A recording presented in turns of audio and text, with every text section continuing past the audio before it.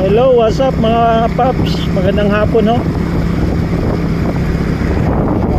Shout out sa mga nagbabiyahe ngayon, lalo na sa mga namamasada. So sa mga naglolong ride, ingat to tayo lagi mga paps.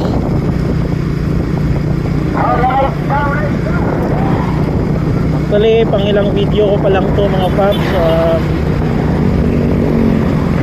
Ako'y magpapasupport lang sa inyo. Sana follow nyo ko, like and share nitong video na to. Tsaka pag nag-follow ka mga paps,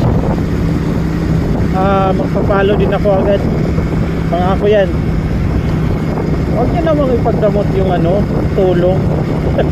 Tulong dito sa social media natin. Baka po kaya talaga.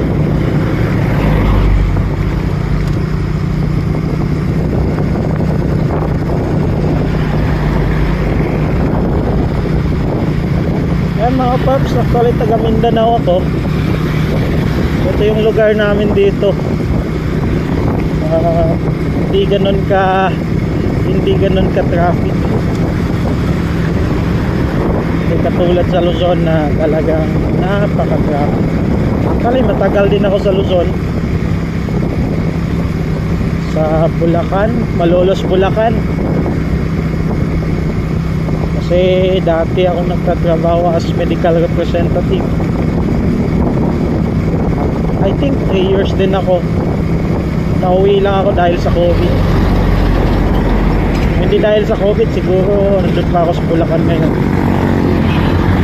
Kasi nag-resign na din ako, napasyahan ko mag-resign dahil sa COVID. Alam nyo naman, yung trabaho bilang isang medical representative, laging nasa hospital, pinakausap yung mga doktor para sa promotion ng gamot. So nung nag-higpit, nag-lockdown at hindi pinapasok yung mga tao doon, hindi pinapapasok yung mga tao sa hospitals, so doon napag